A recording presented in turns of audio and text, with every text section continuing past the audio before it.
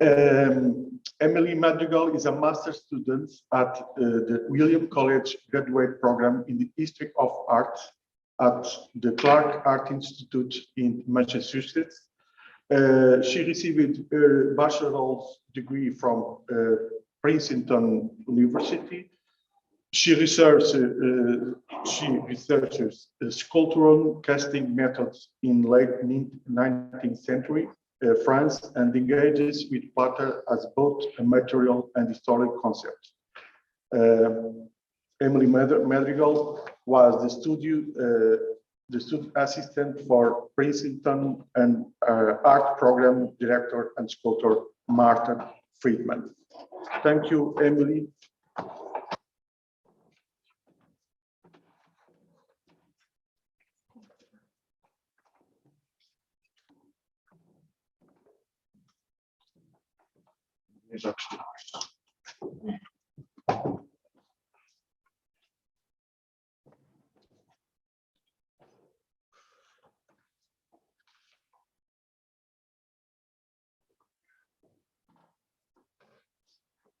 I would first like to thank the Plaster Congress for convening this conference and for accepting my paper. How is an artwork brought to life? The sculptor's touch has often been imbued with magic, symbolized through myths like that of Pygmalion and Galatea. According to the tale, Pygmalion falls in love with the ivory sculpture he carved of a woman and wishes for a bride who resembles his creation. Aphrodite fulfills his wish, and when Pygmalion next embraces his sculpture, he touches flesh, not stone, and discovers that she has metamorphosed from statue to woman. In this representation of the myth from 1890 by Jean-Léon Gérôme, the sculptor's creative power resides in his touch, and no longer in the mallet discarded at the couple's feet. The focus of my talk today concerns a reversal of this mythology, because in reality, true love's kiss does not bring a sculpture to life. Studio assistants and plaster do. The standard sculptural practice of the 19th century involved modeling a work out of clay, from drawings, live models, and most commonly, anatomical and artistic plaster casts. Such plaster casts, seen here on the right, sustain the exact folds of a body which inspire the soft depressions of skin, rendered as the leftmost clay diagram is transformed into its ensuing iteration. The clay model would then itself be cast in plaster. This plaster version is the one that would first be exhibited at the salons. If the state or a patron was interested, they would purchase the work, providing the artist with the funds to translate the plaster edition into a more expensive material. The sculptor would then give the plaster to other specialized artisans to render the work in its final material form, especially in the case of large marble carvings or bronze castings, illustrated in the two rightmost images. This work would then be reproduced according to popular demand. Copies of a work were made by either reusing the molds that were formed during its creation or by pulling new molds from the marble and bronze editions, as if repeating backwards the sculptor's process of creation. The professionals that would execute these operations were mouleurs, or mold makers, seen in the image on the left, and were a subsection of the class of praticien, or practitioner, the group of artisans employed as sculptor's assistants that also included bronze casters and marble carvers who appear in the rightmost photograph. The differentiation between the praticien and the artist is due to the conception of the artist studio that emerged in the Renaissance and was often reestablished, such as during the Romantic period, as a site imprinted with and reflective of the subjective intelligence of the artist. The Renaissance, by declaring the preeminence of the idea over material and proclaiming artistic creation as an almost divine activity, definitively reestablished the status of the artist from medieval artisan to inspired demiurge. The mouleur, a physical embodiment of the separation between thought and labor, was also a subject whose medium was consistent with their status in artistic culture. Plaster was a material associated with being an artist's aid due to its use in stages seen as intermediary, such as the unrefined iterations of a work and the fragments that inspired it. Additionally, because plaster was most often used in mold making and for the reproduction of casts, it was considered to be a mechanism for copying, not an inventive material. This page from a molding atelier's catalog of merchandise contains plaster replicas of famous statuary purchased by artists and non-artists alike for pedagogical, modeling, and decorative purposes. Plaster casts from molds of human and animal bodies, called life castings, an example of which appears on the left, were seen as too lifelike. This exact imitation of nature, as well as the sculptures that were suspected to have been carved according to such casts, such as the marble on the right, scandalously challenged the definition of art. At the same time, however, plaster was the most common material in a sculptor's practice. Its ubiquity is what made it unremarkable. Plaster was present at each juncture in a project, from the conception of the artwork to its reproduction, dissemination, and restoration. Plaster was a material encountered early on and by artists specializing in all mediums, not only sculpture. Plaster casts were the first and most common subject studied by art students. In these images of art schools in Rennes and Carcassonne, plaster casts can be seen at the center of a hemicycle and adorning the walls of a drawing classroom. Paris's École des Beaux-Arts even provided their students with an entire glass courtyard filled with plaster statuary.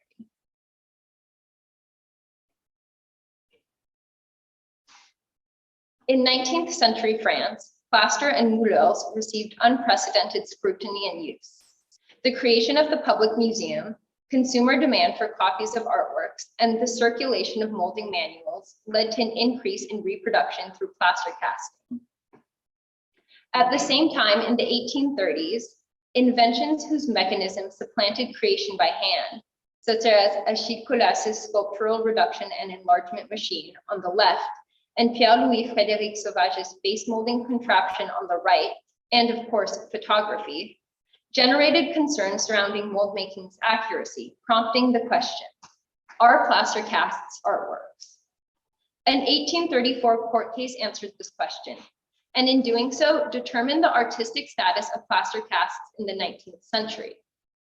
The plaintiff, François Carlo Antomarchi, a doctor who made Napoleon Bonaparte's death mask in 1821, opposed in 1834 the casting and reproduction of this mask that had only recently become of interest. Antomarchi claimed that the plaster death mask was art, and thus protected by artistic copyright laws. The court ended up ruling against him. The reasons were as follows. Quote, molding is a purely manual operation. The least ingenious of this type of workers, a simple apprentice, executes it with the greatest perfection. Artists have never considered an imprint of nature as being able to confer to that who took it an ownership similar to that acquired by the sculptor of the artwork he created. Just imagine an object you created being denied its status of artwork because of these officially pronounced reasons. These statements concern the practices of molding and casting and do not specifically contest the material of plaster itself, which is the focus of my presentation. However, it is important to keep in mind the inherent association between plaster and the process of mold making, as plaster's state change from a liquid to a solid makes it the material most suited for this operation. It is also a relatively inexpensive material, having a high quality to price ratio, and was readily available in France thanks to the gypsum sedimentary basin concentrated in the northern part of the country, such as in Paris, as seen in the image on the left. While the economic and physical practicality of plaster made it a widely employed material in any realm of fabrication, not exclusive to art, art was the only realm in which the practices associated with its material were held up for theoretical examination. The contested artistic applications of plaster in mold making and casting became forever associated with the material itself. Plaster was thus synonymous with mechanism, reproduction, and unfinalized forms. This, however, isn't the end of plaster's story. It is just the beginning. Made between 1880 and 1897, Édouard Dantan's paintings of mold makers, castings from life, commercial mold making ateliers, plaster-based restorations of marble sculptures, and the reduced sculptural additions and fragmented body parts that lined a studio wall characterize the complexity of this underrepresented dimension of a sculptor's practice. As I briefly cycle through the works here, note that I will return to each one throughout the course of my talk. Depictions of process were foregone by Dantan's contemporaries for ennobling and allegorical portraits of the sculptor. The ubiquity of plaster resisted the painter's mythologization. Dantan, unlike other painters, engaged this ubiquity to portray plaster's multifaceted prevalence. Dantan's paintings, through illustrations of process and material, signify how plaster objects are at once commercial, artistic, pedagogical, encyclopedic, petrifying, and divine. These objects were present at each stage in a sculptor's practice. Dantan's own artistic process mirrors this. The act of painting plaster casts and sculptures over and over again is like a continual return to the moment these objects were first introduced into an artist's career as a student. Dantan, born in 1848, attended the École des Beaux-Arts in 1865 and followed the formation of a painter, despite the fact that his father and uncle were the prominent sculptors Dantan the Elder and Dantan the Younger. This drawing from 1867 depicts the plaster of an antique sculpture Dantan copied for a figure drawing examination at the École. This sketch resembles the plaster statues he would later paint within atelier scenes.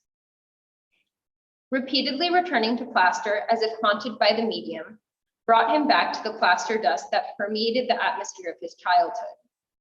Throughout Dantan's life, from the moment he was born into a family of prominent male sculptors, he was pulled back to material forsaken by both his painter peers and forsaken by himself, in his pursuit of painting rather than sculpture.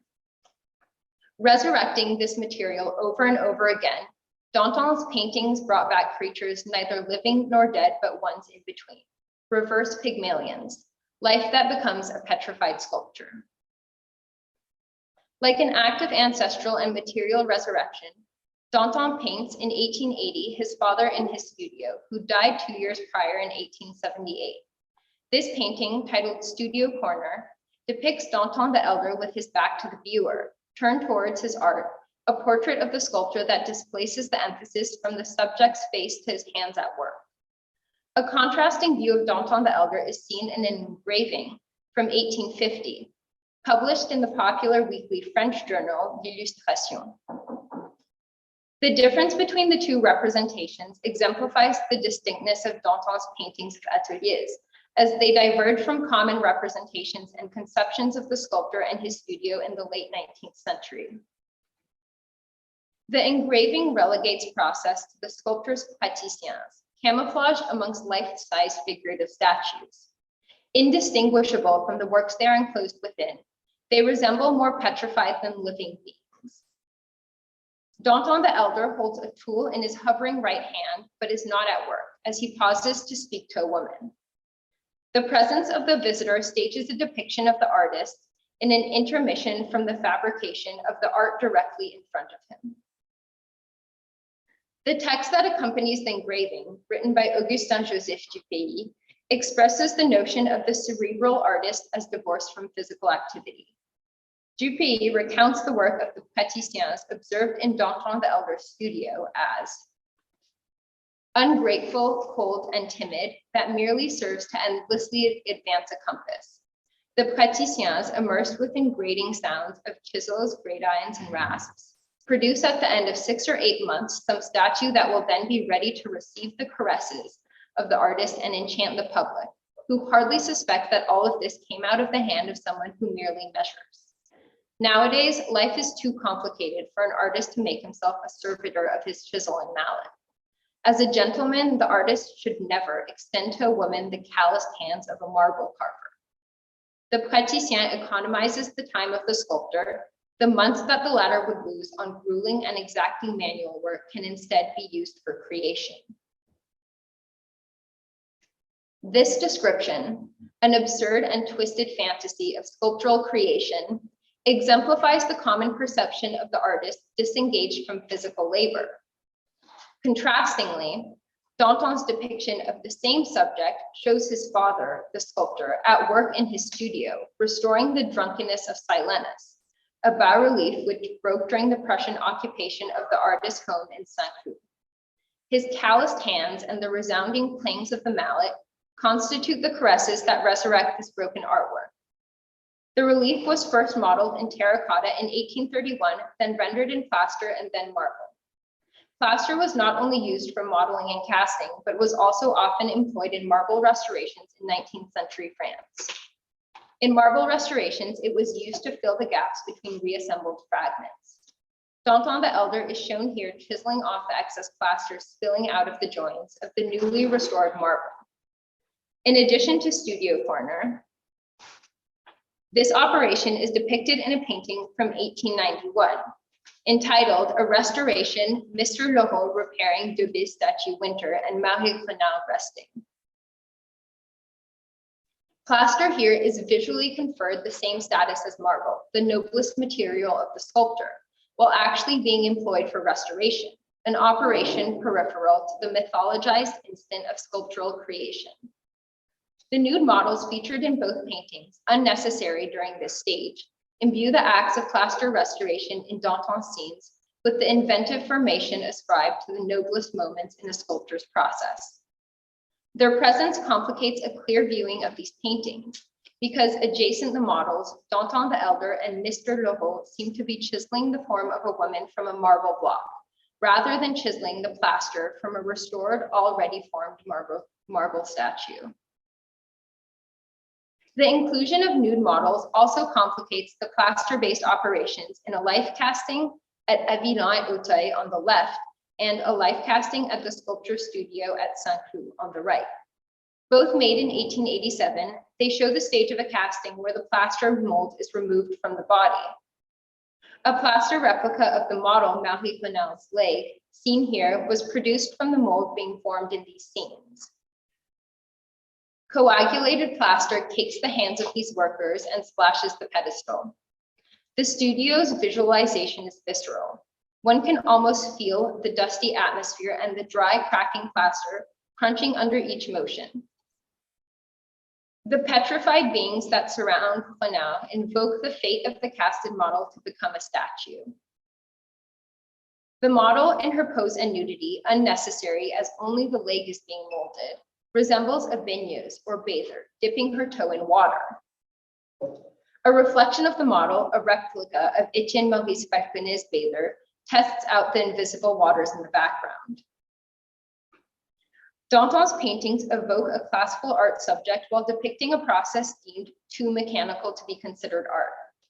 The presence of posed nude models in Dantan's scenes reflects the academic painting style instilled by the École, suspending these works in a limbo between encyclopedic illustration of a plaster process and work of art. In the absence of the nude model, Dantan's paintings are unambiguously encyclopedic. This work, titled The Mold-Making Atelier from 1884, resembles the Encyclopédie's entry for the same topic by illustrating how a mold-making manufactory, like that at the Louvre, or those that were independent commercial enterprises, would have operated. Dantan's paintings convey information in an instructional visual manner, like an index of knowledge that enables a viewer to understand how they themselves might perform such a process.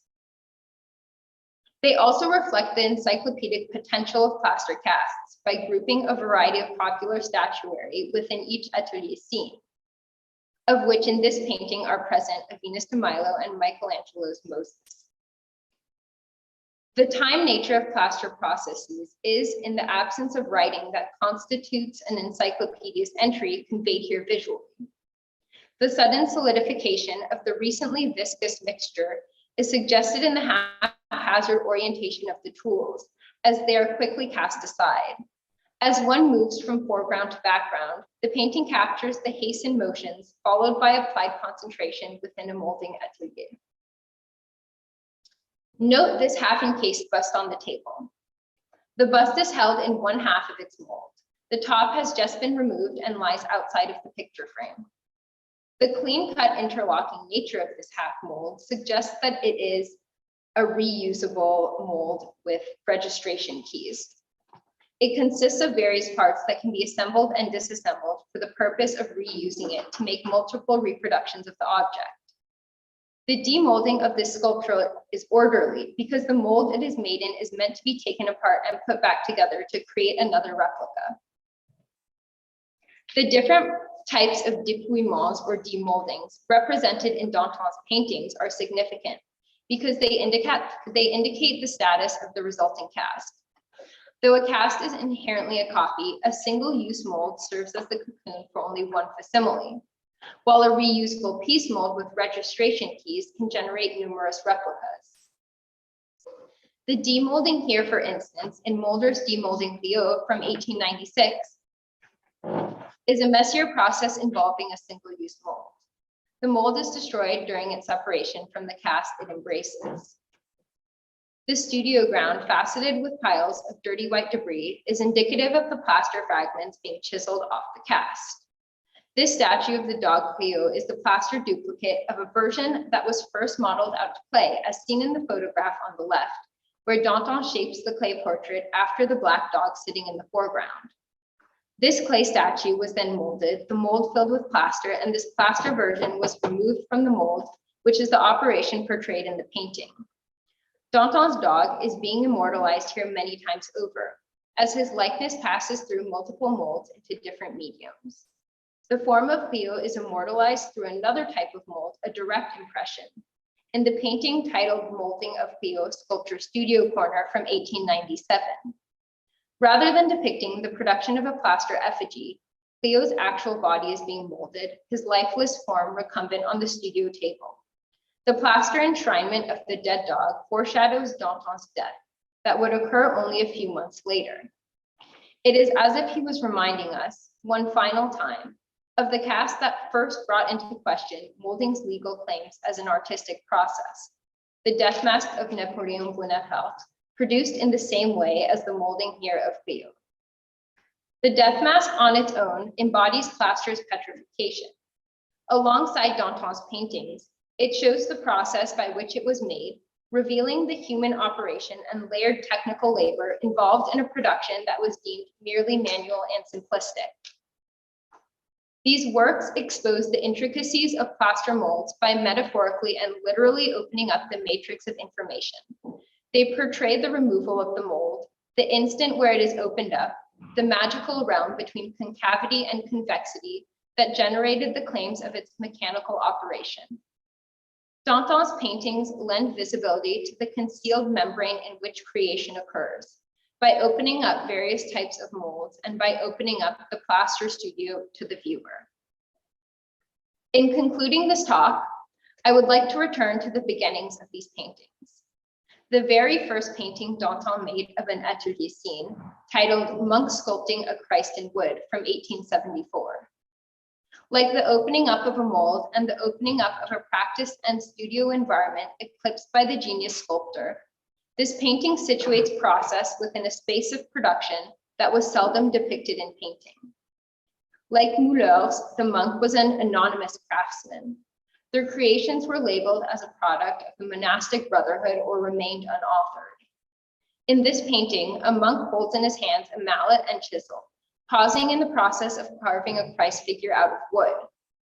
The Christ's legs are truncated by the picture frame, resembling the plaster cast of Bonal's severed leg. Wood shavings litter the working surface, revealing the procedural quality of mystically divined objects. Most carved sculptures, such as wood or marble, were forms either loosely modeled from or systematically transferred from plaster, with the use of tools such as calipers, two of which we see here. In addition to calipers, chisels, saws, hammers, and metal wires hang behind the monk on the studio wall. The tool's simultaneous placement alongside religious objects appears incongruous. Religious artworks and their tools of production are never shown side by side. The peculiarity of this painting can be seen in its arrangement alongside other similarly themed works purchased by the government from the Salon of 1874. Hung alongside a depiction of the baby Jesus, the crucifixion, and a glorified Christ, scenes that bring the subject to life in the viewer's imagination, Dantan's painting does the opposite. It shows the Christ as an inanimate object. It is, in relation to this salon grouping, a reverse Pygmalion. How is an artwork brought to life? Paradoxically, it is by means of processes that appear to do the opposite, that appear to extinguish life. It is the opposite of this enamored caress, from which the blood of life seems to emanate and fill the marble Galatea. Rather than the genius sculptor's uncalloused touch being the site of generation, Dantan recenters process as the heart of creation, and tools and material as the blood flowing through this newly beating heart. Thank you.